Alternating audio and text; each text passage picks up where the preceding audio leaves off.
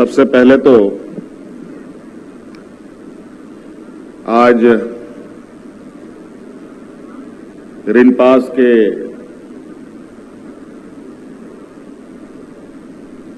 शताब्दी वर्ष के इस समारोह में उपस्थित सभी लोगों को मेरी ओर से बहुत बहुत शुभकामनाएं। मंच पर उपस्थित हमारे साथ केंद्रीय रक्षा मंत्री संजय सेठ जी, हमारे साथ मंत्रिमंडल सहयोगी इरफान अंसारी जी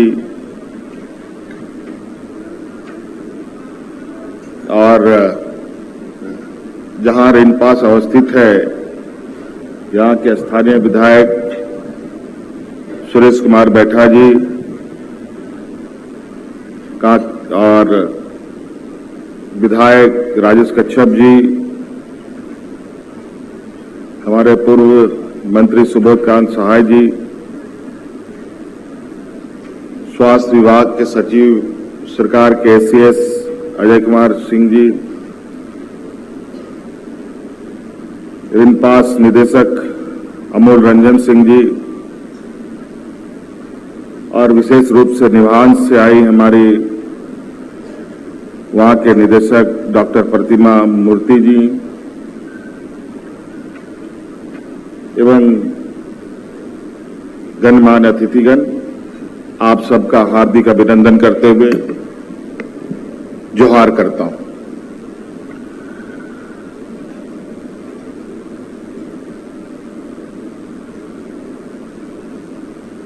आज रिनपास का ये शताब्दी वर्ष है। पूरे 100 साल इस संस्था ने पूरे किए।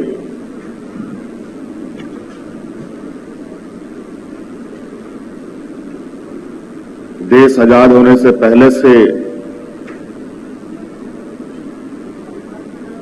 ये संस्था आम लोगों के सेवा में समर्पित है। हालांकि इस राज्य में इसी तरह का एक और संस्था सीआईपी अभी यहां पर अवस्थित है।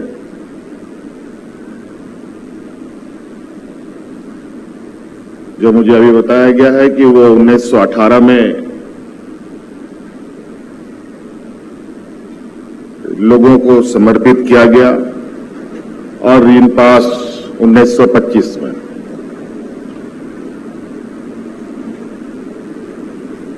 सीआईपी केंद्र सरकार के माध्यम से संचालित होती है और रिनपास राज्य सरकार के माध्यम से संचालित होती है।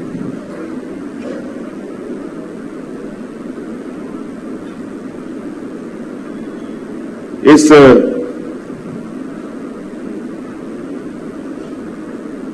रिनपास का जो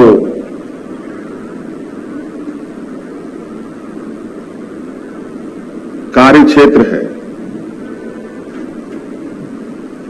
ये एक ऐसा कार्य क्षेत्र है जहां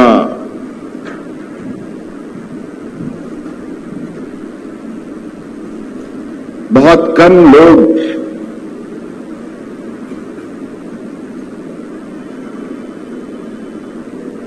इस बात के लिए तैयार होते होंगे कि किसी को रिनपास जाने की जरूरत पड़े।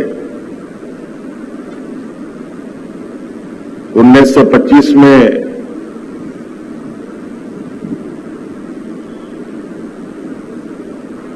मानव मनस्थिति की क्या स्थिति रही होगी ये तो मैं नहीं बता सकता, लेकिन वर्तमान में मानव मनस्थिति जरूर बहुत ज्यादा परेशान करने वाला है। और मुझे लगता है कि आने वाला समय ऐसे संस्थानों की भूमिका बहुत महत्वपूर्ण होने जा रही है।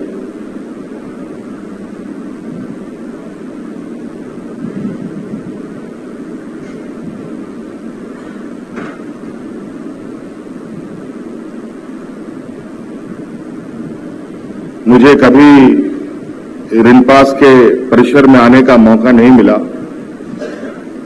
और शायद मेरे से ये क्षेत्र थोड़ा सा छूट सा गया है और अभी बैठे बैठे मैं बहुत कुछ जानने की कोशिश कर रहा था, लेकिन इतने छोटे से समय में इतनी बड़ी चीजों को समझ पाना थोड़ा कठिन जरूर है। लेकिन आने वाला समय में विशेषकर इस रिनपास के संदर्भ में विस्तृत समीक्षा के उपरांत यहां पर क्या क्या चीज बेहतर की जा सकती है उस पर हम लोग काम करें, क्योंकि इसकी महत्ता अपने आप में एक अलग चुनौतियों के साथ है।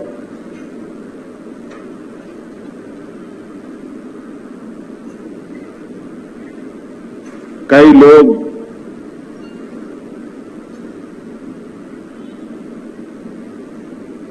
इस राज्य के अलग अलग कोने कोने से हमारे संपर्क में आए और हम लोगों ने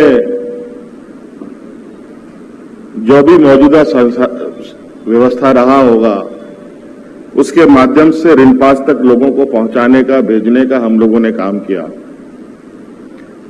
लेकिन जब आज इस शताब्दी समारोह में इस संस्थान के विषय में थोड़ी बहुत जो बातें आ रही है, जो मैं देख पा रहा हूं, जो समझ पा रहा हूं,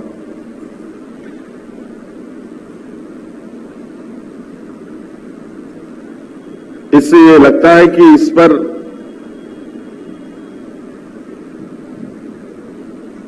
चलते चलते ये या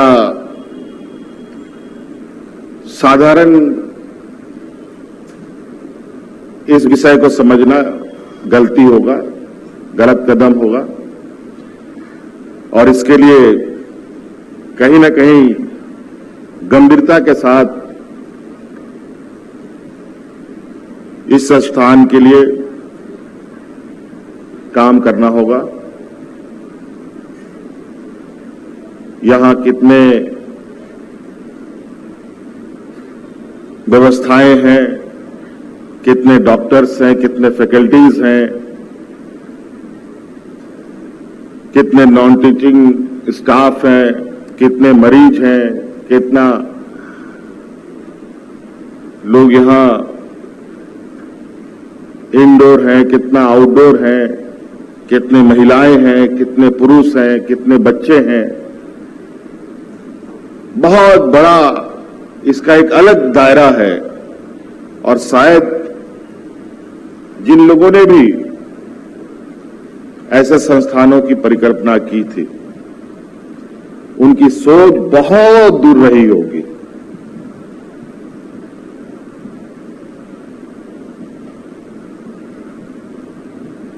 और आज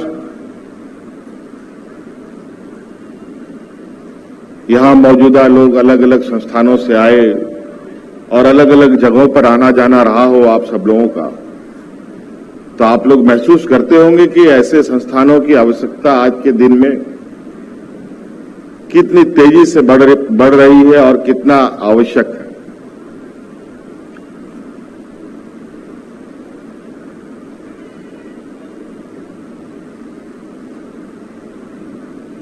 मुझे बताया गया यहां कुल 50 बच्चों का एडमिशन हर साल होने का था, लेकिन कतिपय कारणों से उन बच्चों में भी एडमिशन में भी कमी आई। क्या कारण है इसको जानने की आवश्यकता है और क्या कमी है इसको पूरा करने की आवश्यकता है। और आज के दिन में जिस तरीके से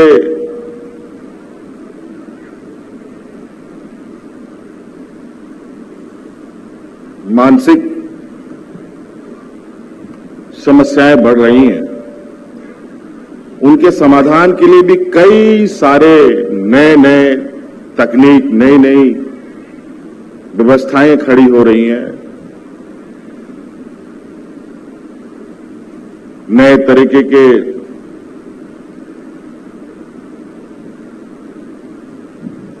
संसाधन देश दुनिया में उपलब्ध है।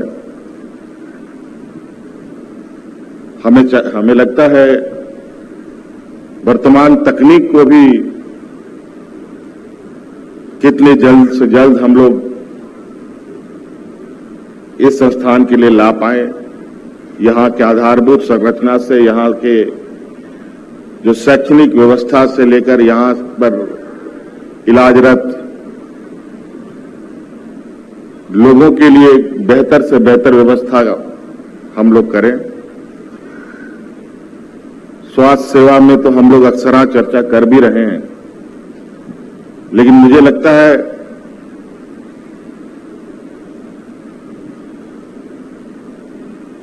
मनोचिकित्सा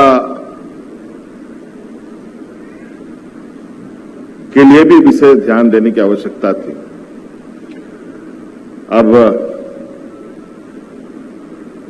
चूंकि यह पहला दिन है जहां हम बहुत थोड़ा सा करीब से रिनपास के परिसर में हैं और उसी के शताब्दी वर्ष में यहां हम लोग एकत्रित हैं,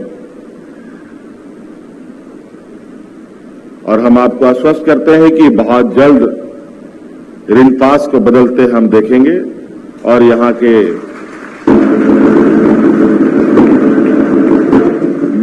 जो भी चिकित्सारत व्यक्ति है वो भी स्वस्थ होकर अपने अपने घर को जाएंगे। कई सारी बातें जैसे पूर्व में डायरेक्टर साहब ने बताया, हम लोगों ने कई वीडियो के माध्यम से भी देखा, कई लोग ऐसे हैं कि अपने परिवारजनों को यहीं पर छोड़कर चले जाते हैं, उनको लेने भी नहीं आते है। समाज के अंदर कई ऐसी चीजें हैं, कई ऐसी घटनाएं हैं जो हमारे जहन में हैं। मैंने उसको महसूस किया है, देखा है कि ऐसे स्थिति में किसी भी परिवारजनों की क्या स्थिति होती है और जो इस समस्या से गुजरता है उसकी क्या स्थिति होती है। आप लोगों ने कई बार अखबारों में के माध्यम से, सोशल मीडिया के माध्यम से कई ऐसी खबरें पढ़े होंगे जहां पर बच्चे को सिक्कड़ में बांधकर किसी खूंटे से बांधकर छोड़ दिया गया है, किसी महिला को हाथ पैर बांध करके पेड़ से बांध करके छोड़ दिया गया है। कई सारी ऐसी खबरें जो दिल दहलाने वाली है। कहीं ना कहीं हमारी ये व्यवस्था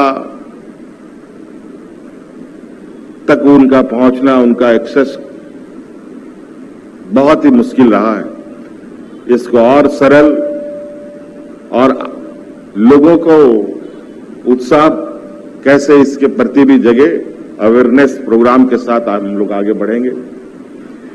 इसलिए बहुत ज्यादा विशेष नहीं कहते हुए, आज यहां जितनी भी छात्र छात्राएं हैं, यहां पर फैकल्टीज हैं, यहां के प्रबंधन हैं,